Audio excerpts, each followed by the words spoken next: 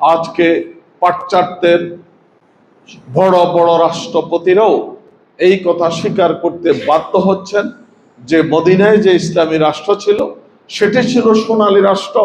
পৃথিবীর সবচাইতে শ্রেষ্ঠ শাসক ছিলেন রাসূলুল্লাহ সাল্লাল্লাহু আলাইহি সাল্লাম। এই কথা আজকে আমেরিকা, ব্রিটেন, চীন সকলে এই কথা স্বীকার করতে আজকে বাধ্য হচ্ছেন। আমরা বিসমিল্লাহির রহমানির রহিম নাহমাদুহু ওয়া নুসাল্লি আলা রাসূলিল কারীম। ঢাকা মহানগরীর দক্ষিণ সিটি কর্পোরেশনের ৭২ নম্বর ওয়ার্ড কর্তৃক আয়োজিত আজকের এই নাগরিক কমিটির মত বিনিময় সভায় সম্মানিত সভাপতি, বিশিষ্ট সমাজসেবক, অত্র এলাকার সুপরিচিত ব্যক্তিত্ব জনাব মুজিবুর রহমান, মঞ্চে উপবিষ্ট বাংলাদেশ জামাত ইসলামীর নেতৃবৃন্দ, বিশেষ করে আজকের এই অনুষ্ঠানের আয়োজক, ৭২ নম্বর ওয়ার্ড বাংলাদেশ জামাত ইসলামী মনোনীত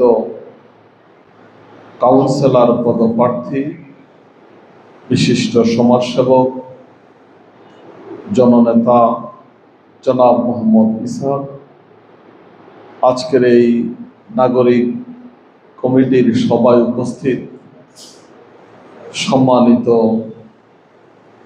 ৭২ নম্বর ওয়ার্ডের বিশিষ্ট নাগরিকবৃন্দ, আসসালামু আলাইকুম ওয়া রাহমাতুল্লাহি ওয়া বারাকাতুহু। প্রিয় উপস্থিতি, আজকে আমরা এখানে একটি মহৎ উদ্দেশ্যকে সামনে নিয়ে উপস্থিত হয়েছি। আপনারা আমাদের আহ্বানে সাড়া দিয়ে আমাদের দাওয়াত গ্রহণ করে এখানে উপস্থিত হয়েছেন, এজন্য আমি ব্যক্তিগতভাবে আপনাদের প্রতি কৃতজ্ঞ এবং আপনাদেরকে আমার পক্ষ থেকে আন্তরিক মোবারকবাদ জানাই।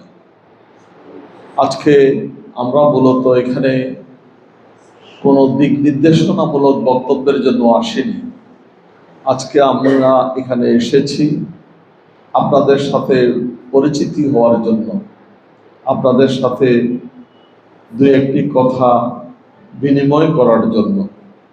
এখানে খুব টাইট, খুব কঠিন কোনো পরিবেশ নয়, মেলাখোলা পরিবেশ, খুব সৌহার্দ্যপূর্ণ পরিবেশের মাধ্যমেই আমরা আজকের অনুষ্ঠানটা শেষ করতে চাই। প্রিয় উপস্থিতি, বাংলাদেশ বর্তমানে একটি নতুন বন্দোবস্তের মাধ্যমে পরিচালিত হচ্ছে। গত বছর এই দিনে জুলাই বিপ্লব নামে বাংলাদেশে যে আন্দোলন, সংগ্রাম, বিপ্লব সংগঠিত হয়েছিল, যেটি বিজয় লাভ করেছে, পরিপূর্ণতা অর্জন করেছিল ৫ই আগস্ট, কিন্তু জুলাইতেই সেটি তিলে তিলে দানা বেঁধে একটি বিস্ফোরণ হয়েছিল সেদিন ৫ই আগস্ট। সেই ৫ই আগস্টের বিপ্লবের পর এটিকে দেশ বিদেশ আন্তর্জাতিকভাবে বাংলাদেশের দ্বিতীয় স্বাধীনতা তথা পরিপূর্ণ স্বাধীনতা বলে আখ্যায়িত করা হচ্ছে। এই বিপ্লব, এই স্বাধীনতা অর্জনে যারা জীবন দিয়েছেন, ছাত্র, শ্রমিক, যুবক, সচেতন নাগরিক, আজকের এই মুহূর্তে আমরা তাদের আত্মার মাগফিরাত কামনা করছি। যারা আহত হয়েছেন, যারা পঙ্গুত্ব বরণ করছেন, তাদের সুস্বাস্থ্য, দীর্ঘায়ু কামনা করছি মহান রব্বুল আলামিনের প্রতি। প্রিয় উপস্থিতি, আপনারা রাজধানী শহরের একটি গুরুত্বপূর্ণ ওয়ার্ডের অধিবাসী। আপনারা দেখেছেন, আপনারা জানেন, আপনাদের উপলব্ধিতে আছে বিগত 16টি বছর বাংলাদেশ যে পরিস্থিতিতে অতিবাহিত করেছে, সেখানে একজন মানুষ যখন তার সন্তান গুলিবিদ্ধ হয়েছে, যখন তার সন্তান মৃত্যুবরণ করেছে, শাহাদাত বরণ করেছে, গুম হয়ে গিয়েছে, চিৎকার করে কান্না করার মতো কোনো সাহস, কোনো পরিবেশ এই বাংলাদেশে ছিল না। আল্লাহ রাব্বুল আলামিনের অশেষ মেহেরবানি এবং দয়া, কিছু বিচ্ছিন্ন সুসংগঠিত নয় কিছু যুবক, কিছু ছাত্র আল্লাহর পক্ষ থেকে এই দেশের জন্য নিয়ামত হিসাবে এসে তাদের কার্যক্রমের মাধ্যমে, তাদের ত্যাগ কোরবানির বিনিময়ে আজকে বাংলাদেশ একটি নতুন বাংলাদেশে রূপান্তরিত হয়েছে। এই বাংলাদেশ আজ স্বাধীন হয়েছে 54 বছর। এই 54 বছরে এই দেশে অনেক সরকারের পরিবর্তন হয়েছে, অনেকেই এমপি হয়েছেন, মন্ত্রী হয়েছেন, রাষ্ট্রপতি হয়েছেন। প্রত্যেকেই তাদের আখের গুছানোর জন্য প্রচেষ্টারত ছিলেন, এবং তাদের যে চেষ্টা এবং প্রচেষ্টা সেটি ছিল মানুষের রচিত আইন দিয়ে, সেটি ছিল তাদের নিজস্ব চিন্তা চেতনা দিয়ে। অনেকেই 7 দফার কথা বলেছেন, অনেকে 18 দফার কথা বলেছেন, অনেকে 21 দফার কথা বলেছেন, কেউ সোনার বাংলার কথা বলেছেন, কেউ সবুজ বাংলার কথা বলেছেন। সকল দফা রফা বিপ্লব 21 শতাব্দীর এই যুগে এসে ব্যর্থতায় পর্যবসিত হয়েছে। সত্যিকার অর্থে এই দেশের মানুষ তাদের মানবাধিকার, মৌলিক অধিকার, মানবিক মর্যাদা তারা পায়নি। এই দেশের মানুষ প্রতিনিয়তই তাদের শাসনে অতিষ্ঠ ছিলেন। আজ থেকে 1450 বছর পূর্বে রাসূলুল্লাহ সাল্লাল্লাহু আলাইহি ওয়াসাল্লাম মদিনায় যে ইসলামী রাষ্ট্র প্রতিষ্ঠা করেছিলেন, যে রাষ্ট্রের রাষ্ট্রপতি ছিলেন স্বয়ং রাসূলুল্লাহ সাল্লাল্লাহু আলাইহি ওয়াসাল্লাম, আল্লাহ রাব্বুল আলামিন তাকে প্রেরণের উদ্দেশ্য হিসাবে পবিত্র কালামে হাকিমে বলেছেন, ওয়াল্লাযী আরসালা রাসূলাহু বিল হুদা ওয়া দীনিল হক লিইয়ুযহিরাহু আলা দীনি কুল্লিহি ওয়ালাউ কারিহাল মুশরিকুন। তিনি সেই সত্তা যিনি তার রাসূলকে হেদায়েত এবং সত্য দিন সহকারে পাঠিয়েছেন, যাতে করে সকল প্রকার জীবন ব্যবস্থার উপরে ইসলামকে বিজয়ী করা যায়। রাসূলুল্লাহ সাল্লাল্লাহু আলাইহি সাল্লাম তার জীবন দশাতে মদিনাতে একটি ইসলামী রাষ্ট্র প্রতিষ্ঠা করেছেন, যে রাষ্ট্রে ছিল না কোনো হানাহানি, যে রাষ্ট্রে ছিল না কোনো সন্ত্রাস, যে রাষ্ট্রে ছিল না কোনো বৈষম্য। সেই রাষ্ট্রে সকল নাগরিকের মানবিক মর্যাদা ছিল। আপনারা একটি ঐতিহাসিক ঘটনা জানেন যে সেই সময়ে মদিনার সেই মরু প্রান্তরে দুই দিক থেকে দুইজন ব্যক্তি মাথায় দুটি পোল্ট্রি নিয়ে আগাচ্ছিল। একে অপরকে দেখে এটুকু আশা করেছিল যে তাদের মাথায় যে জাকাতের পোল্ট্রিটা বহন করছিল, হয়তোবা ওই দিক থেকে যে আসতেছে, এই দিকে যিনি আছেন তিনি মনে করছিলেন যে যেহেতু জীর্ণ শীর্ণ লোক দেখা যাচ্ছে, ময়লা জামা কাপড়, তাকে মনে হয় এটা দিয়ে আমি নিস্তার পেতে পারবো। ঠিক তেমনি ভাবে বিপরীত দিক থেকে যিনি আসছিলেন তিনি এরকম একটি চিন্তা করছিলেন। দুজনের সাথে যখন সাক্ষাৎ হলো, তখন পরস্পরের মত বিনিময়ে জানতে পারলেন তাদের মাথায় যে পোল্ট্রি, যে ভোজা, এটি হচ্ছে জাকাতের টাকা, সম্পদ। এটি দেওয়ার জন্য তারা লোক খুঁজে পাচ্ছেন না। এটি হচ্ছে রাসূলুল্লাহ সাল্লাল্লাহু আলাইহি সাল্লামের ইসলামী রাষ্ট্রের একটি জীবন্ত নমুনা। তাহলে এটা দ্বারা প্রমাণিত হয়েছে মানুষের দুঃখ দুর্দশা বলতে যে জিনিসকে বোঝায়, সেটি কিন্তু মদিনার ইসলামী রাষ্ট্রে ছিল না। সকল নাগরিকের সামাজিক মর্যাদা, নারীর ইজ্জত আবরুর গ্যারান্টি ছিল সেই রাষ্ট্রে। রাসূলুল্লাহ সাল্লাল্লাহু আলাইহি সাল্লামের সেই মদিনার রাষ্ট্রে, মদিনার ওই প্রান্ত থেকে গভীর রজনীতে একজন সুহাসীন সুন্দরী নারী যখন পাড়ি জমাচ্ছিল, সে কিছুটা ভীত সন্ত্রস্ত ছিল, না জানি তার কোনো ইজ্জত আবরুর কোনো ক্ষতি হয়ে যায়। ঠিক সেই সময় বিপরীত দিক থেকে একজন যুবক এগিয়ে এসে তার সামনে দাঁড়িয়ে তাকে সালাম দিয়ে, আসসালামু আলাইকুম, হে মা, তুমি কোথায় যেতে চাও? আমি তোমাকে তোমার গন্তব্যস্থলে পৌঁছে দিতে চাই। ওই যুবক যে ওই সুন্দরী নারীর সাথে যে আচরণ করেছিলেন, তার একমাত্র কারণ হচ্ছে সেই যুবকের অন্তরে ছিল আল্লাহর ভয়। সেই যুবকের মধ্যে ইসলামের প্রাধান্য ছিল। তিনি এই কথা বিশ্বাস করতেন, এই গভীর রজনীতে এই নারীর সাথে যদি কোনো খারাপ কথা বলা হয়, পৃথিবীর কোনো শক্তি না দেখলেও যিনি আমাকে সৃষ্টি করেছেন, যিনি আসমান এবং জমিন সৃষ্টি করেছেন, তিনি অবশ্যই অবশ্যই দেখবেন এবং সেজন্য তার কাছে জবাবদিহি করতে হবে।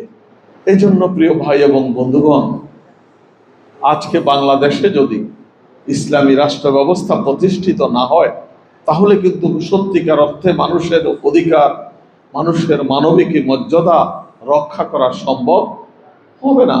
এটি কোনো গল্প নয়, এটি বাস্তব প্রমাণ। আজকে পাশ্চাত্যের বড় বড় রাষ্ট্রপতিরাও এই কথা স্বীকার করতে বাধ্য হচ্ছেন যে মদিনায় যে ইসলামী রাষ্ট্র ছিল, সেটি ছিল সোনালী রাষ্ট্র। পৃথিবীর সবচাইতে শ্রেষ্ঠ শাসক ছিলেন রাসূলুল্লাহ সাল্লাল্লাহু আলাইহি সাল্লাম। এই কথা আজকে আমেরিকা, ব্রিটেন, চীন সকলে এই কথা স্বীকার করতে আজকে বাধ্য হচ্ছেন। আমরা বাংলাদেশে জামাত ইসলামী 1941 সাল থেকে এই ভূখণ্ডে, এই দেশে ইসলামী রাষ্ট্র প্রতিষ্ঠার আন্দোলনে পরিচালনা করে আসছেন। এই এতটি বছর এই দেশে লোক তৈরির জন্য চেষ্টা করছেন। আগামী যে জাতীয় সংসদ নির্বাচন, এই জাতীয় সংসদ নির্বাচনে বাংলাদেশে জামাত ইসলামী তার তৈরিকৃত লোকদেরকে সংসদ সদস্য প্রার্থী দিয়ে আপনাদের এই সমাজ পরিচালনার জন্য তারা বিনিয়োগ করেছে। আপনারা তাদেরকে যদি সমর্থন দেন, সহযোগিতা করেন, আপনারা যদি তাদেরকে নির্বাচিত করেন, ইনশাআল্লাহ এমন লোকেরা আগামীতে সংসদে যাবেন যারা সর্ব অবস্থায় মহান রাব্বুল আলামিনকে অন্তরে ভয় করবেন। ইন্না আকরামাকুম ইনদাল্লাহি আতকাকুম। ওই ব্যক্তি হচ্ছে তোমাদের মধ্যে সবচাইতে বেশি সম্মানিত, যিনি আল্লাহকে সবচাইতে বেশি ভয় করেন। আজকে আমাদের দেশে যারা সংসদ নির্বাচিত হয়েছিলেন, এই ফ্যাসিস্ট সরকারের মন্ত্রীরা, এমপিরা, প্রধানমন্ত্রী সহ সকলেই এই দেশের সকল সম্পদ লুণ্ঠন করে বিদেশে পাচার করে দিয়েছে। বাংলাদেশের ব্যাংকের ভোল্টেজগুলো শুধু আছে, সেই ভোল্টেজে কোনো টাকা কিন্তু নেই। এখনো অনেক ব্যাংক আছেন, আপনি যদি 1 লক্ষ টাকার একটি চেক দেন, যে এই টাকাটা আপনি পরিশ্রম করে অল্প অল্প করে জমিয়েছেন, তারা সেই টাকা কিন্তু চেকের টাকা দেওয়ার সামর্থ্য রাখে না। বলে যে টাকা নাই, ভোল্টেজে টাকা নেই, বাংলাদেশ ব্যাংক আমাদেরকে দিতে পারে না।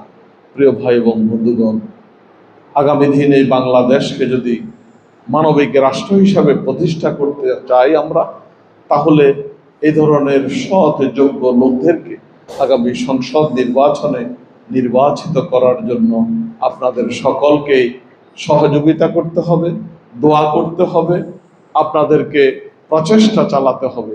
আপনারা কি এই জন্য প্রস্তুত আছেন? সম্মানিত ভাই ও বন্ধুগণ, আজকে যে অবস্থার সৃষ্টি হয়েছে বাংলাদেশে, আমি যে বলেছি নতুন বন্দোবস্তের মাধ্যমে দেশটি পরিচালিত হচ্ছে, এটাকে কিন্তু নাশাত করে দেওয়ার জন্য, এটাকে বিলীন করে দেওয়ার জন্য, এটাকে অকার্যকর করে দেওয়ার জন্য দেশে বিদেশে আন্তর্জাতিকভাবে চক্রান্ত ষড়যন্ত্র চলছে। আজকে আপনারা পত্রিকার পাতা উল্টালেই দেখতে পান টেলিভিশনের খবর দেখতে গেলেই দেখতে পান এই সংস্কার কমিটি, ওই সংস্কার কমিটি, এভাবে সংস্কার কমিটির বৈঠক চলছে। রাজনীতিক নেতৃবৃন্দরা তাদের সাথে মত বিনিময় করছেন। অনেক ক্ষেত্রেই রাজনীতিক নেতৃবৃন্দরা ঐক্যমতে পৌঁছতে পারছেন না। কেউ মনে করছেন এই জুলাই বিপ্লব যেটি হয়েছে, এরা নাবালক শিশু, এরা আসলে কি করতে পারবে। আবার কেউ মনে করছেন যে আমরাই তো ক্ষমতায় আছি, আমরাই তো ক্ষমতায় যাব, সুতরাং সংস্কার আর আবার কি প্রয়োজন। আবার কেউ মনে করছেন যে সংস্কার যদি করে তাহলে না জানি কোনো ইসলামিক দলগুলো একত্রিত হয়ে আগামী দিন বাংলাদেশে একটি ইসলামী রাষ্ট্র প্রতিষ্ঠা করে ফেলে। এই ধরনের আতঙ্ক, ভয়, জুজু পাখির ভয়ের কারণে তারা আজকে ঐক্যমতে পৌঁছতে অনেক ক্ষেত্রে ব্যর্থ হচ্ছেন। আমরা আজকের এই বৈঠক থেকে সাবধান করতে চাই, সতর্ক করতে চাই, যদি কোনো কারণে এই জুলাই বিপ্লব ফেলিউর হয়ে যায়, যদি কোনো কারণে এই জুলাই বিপ্লব ব্যর্থ হয়ে যায়, তাহলে আগামী দিন বাংলাদেশের জন্য এক মহা মুসিবত অপেক্ষা করছে। কোনো মুসিবত যদি আসে, সেখানে শুধু খারাপ মানুষগুলোর জন্য আসে, ভালো খারাপ সকল লোককে সেটা কিন্তু ভোগ করতে হয়। এজন্য প্রিয় সচেতন নাগরিক ভাই ও বন্ধুগণ, আমি আপনাদের প্রতি আবেদন করতে চাই, আকুতি করতে চাই, মিনতি করতে চাই যে এই বাংলাদেশকে আগামী দিন একটা সুন্দর জায়গায় নিয়ে যাওয়ার জন্য আপনাদেরকে ভূমিকা রাখতে হবে। আমরা বাংলাদেশ জামাত ইসলামী জাতীয় সংসদ নির্বাচন পরিচালনার জন্য আমাদের সাংগঠনিক কমিটি আছে, আমাদের মহিলা জামাতের কমিটি আছে, ছাত্রদের কমিটি আছে, শ্রমিকদের কমিটি আছে, শিক্ষকদের কমিটি আছে, ডাক্তারদের কমিটি আছে, ইঞ্জিনিয়ারদের কমিটি আছে, বড় বড় রাষ্ট্রবিজ্ঞানীদের কমিটি আছে। এরপরেও আমরা মনে করি এই দেশে সচেতন নাগরিক, দেশ প্রেমিক শক্তিকে ঐক্যবদ্ধ করার কোনো বিকল্প নেই। যার কারণে আজকে আপনাদেরকে আমরা এখানে কষ্ট দিয়েছি। আমি আপনাদের প্রতি আবেদন করতে চাই, আপনারা এই ঢাকা মহানগরীর সিটি কর্পোরেশনের 72 নম্বর ওয়ার্ডের অত্যন্ত গুরুত্বপূর্ণ, প্রভাবশালী, সচেতন, সমাজপতি, দেশপ্রেমিক জনশক্তি আমার সামনে উপস্থিত আছেন। আপনারা যদি মনে করেন যে আমরা আর কি করব, রাজনৈতিক নেতারা চিন্তা করবেন দেশ কোন দিকে যায় দেখি, তাহলে কিন্তু দেশকে ধ্বংসের দিকে ঠেলে দেওয়ার জন্য আপনি কিছুটা ভূমিকা রাখলেন না। এই ধরনের চিন্তা করা যাবে না। আজকে দেখেন এই সিটি কর্পোরেশন কোটি কোটি টাকা আমাদের কাছ থেকে কিন্তু ট্যাক্স নিয়েছেন। যারা ট্যাক্স নিয়েছেন আজকে কাউন্সিলর, কমিশনার, মেয়র কেউ কিন্তু দেশে সব পালিয়ে গিয়েছে। আজকে নাগরিক কি অসুবিধা এখানে? দীর্ঘদিন থেকে রাস্তাটি কেটে রেখেছে, সংস্কারের কোনো সুযোগ নেই। আমি তাদের সাথে যোগাযোগ করেছিলাম, তারা কি বলে জানেন? বলে যে কয় টাকার কাজ আমাদের, তার থেকে 3 গুণ টাকা আমাদের কাছে চাঁদা দাবি করে কাজ করতে আমাদেরকে দেন। তাহলে এই সচেতন নাগরিকেরা যদি এগিয়ে এসে বলে যে আসো তুমি কাজ করো, তোমাকে চাঁদা দিতে হবে না, আমরা সেটি দেখব, তাহলে সে লোকটি সাহস পায়, সে লোকটি শক্তি পায়, সে লোকটি এই অসম্পূর্ণ কাজটি সম্পন্ন করতে পারে। এই জন্য কি আপনাদের এগিয়ে আসা উচিত নয়? সম্মানিত উপস্থিতি, এজন্য আমরা এই নাগরিক কমিটি গঠন করেছি। এই নাগরিক কমিটির মাধ্যমে আলাপ আলোচনার মাধ্যমে এই এলাকার, এই সমাজের যে ধরনের সুবিধা আছে সেগুলো আমরা ভোগ করার জন্য প্রচেষ্টারত থাকব। যে সমস্ত অসুবিধা আছে, নাগরিক জীবন যাপনের যে সমস্ত দুর্লভ ব্যাপার আছে, সেগুলোকে কেটে ওঠার জন্য আপনাদেরকে আমরা ভূমিকা রাখার জন্য আহ্বান জানাবো। আপনারা আমাদেরকে সহযোগিতা করবেন। ঐক্যবদ্ধভাবে আমরা আপনারা সহ মিলে আমরা সমাজের যে সমস্ত দুরবস্থাগুলো আছে সেগুলো কেটে ওঠার জন্য আমরা চেষ্টা করব। আপনারা কি রাজি আছেন? সম্মানিত উপস্থিতি, আমি আর লম্বা বক্তব্য দিতে চাই না। আমাদের আগামী জাতীয় সংসদ নির্বাচনে আজকে সারা বাংলাদেশে একটি রব উঠেছে যে পরিবর্তন চাই, পরিবর্তন চাই। দেশে গ্রামে শহরে বন্দরে নগরে সব জায়গাতে একটি রব যে অনেক দেখেছি, অনেক দেখেছি, এখন নতুন বাংলাদেশ দেখতে চাই। এই নতুন বাংলাদেশ গঠনে তথা বৈষম্য মুক্ত, সন্ত্রাস মুক্ত, দুর্নীতি মুক্ত আগামীর বাংলাদেশ গঠনের জন্য আমরা আপনাদেরকে আমাদের পাশে চাই। আমরা আমাদের কাজে আপনাদেরকে সহকর্মী হিসাবে পেতে চাই। আপনারা কি এর জন্য প্রস্তুত? আলহামদুলিল্লাহ, আমি খুবই অভিভূত। আমি আপনাদের প্রতি কৃতজ্ঞ যে আপনারা আমাদের ভালো কাজগুলোকে সহযোগিতা করার জন্য আগে থেকেই মানসিকভাবে প্রস্তুত হয়ে আছেন। ইনশাআল্লাহ আগামী যে বাংলাদেশ গঠিত হবে সেই বাংলাদেশ হবে বৈষম্যমুক্ত বাংলাদেশ। সেই বাংলাদেশ হবে মানবিক বাংলাদেশ, যে বাংলাদেশে সকল মানুষ তার অধিকার ফিরে পাবে। হিন্দু, বৌদ্ধ, খ্রিস্টান নাগরিক হিসাবে সকলের অধিকার সমান। আমাদের আল্লাহ রাব্বুল আলামিন যে আলো, চন্দ্র, সূর্য, যে কিরণ, যে নিয়ামতগুলো দিয়ে থাকেন সেগুলা কি আমরা মুসলমানেরা রাস্তা দিয়ে গেলে বেড়ে যায়? হিন্দুরা গেলে সেটি বন্ধ হয়ে যায়? তাহলে আল্লাহ রাব্বুল আলামিন যদি এই নিয়ামতগুলো সবাইকে দিতে পারেন, আমরা কি পারবো না এই রাষ্ট্রের মৌলিক মানবিক অধিকার সকল নাগরিককে দিতে? দেওয়া কি উচিত নয়? উচিত। সেরকম একটি রাষ্ট্র প্রতিষ্ঠা তথা আগামীর বাংলাদেশ, ইসলামের বাংলাদেশ গড়ার জন্য আমরা আপনাদের থেকে খেদমত চাই, দোয়া চাই, সহযোগিতা চাই। আপনারা হয়তো বাংলাদেশ জামাত ইসলামীর ব্যানারে কাজগুলো করতে হয়তো কেউ কেউ অপ্রস্তুত থাকতে পারেন, হয়তো কেউ মানসিকভাবে কিছুটা দ্বিধাগ্রস্ত থাকতে পারেন। সেজন্য আমরা একটি অরাজনৈতিক সামাজিক নাম দিয়ে, নাগরিক কমিটি এই নাম দিয়ে আপনাদের মাধ্যমে আমরা আমাদের এই নাগরিকদের তথা 72 নম্বর ওয়ার্ডের সমস্যাগুলো দূরীভূত করার জন্য ভূমিকা রাখতে চাই। আপনাদের সকলের সার্বিক সমর্থন, দোয়া, সহযোগিতা কামনা করে আপনাদেরকে আবারও আন্তরিক ধন্যবাদ এবং মোবারকবাদ জানিয়ে, এবং আপনারা দীর্ঘ সময় আমার বক্তব্য শুনেছেন, এখানে এসেছেন, এই জন্য আপনাদের প্রতি আমি ব্যক্তিগতভাবে কৃতজ্ঞতা প্রকাশ করে আপনাদের সকলের সার্বিক সমর্থন, সহযোগিতা, দোয়া প্রত্যাশা করে আমার বক্তব্য শেষ করছি। আল্লাহ হাফেজ। বাংলাদেশ জিন্দাবাদ। আগামীর বাংলাদেশ ইসলামের বাংলাদেশ ইনশাআল্লাহ। আসসালামু আলাইকুম ওয়া রাহমাতুল্লাহি ওয়া বারাকাতুহু।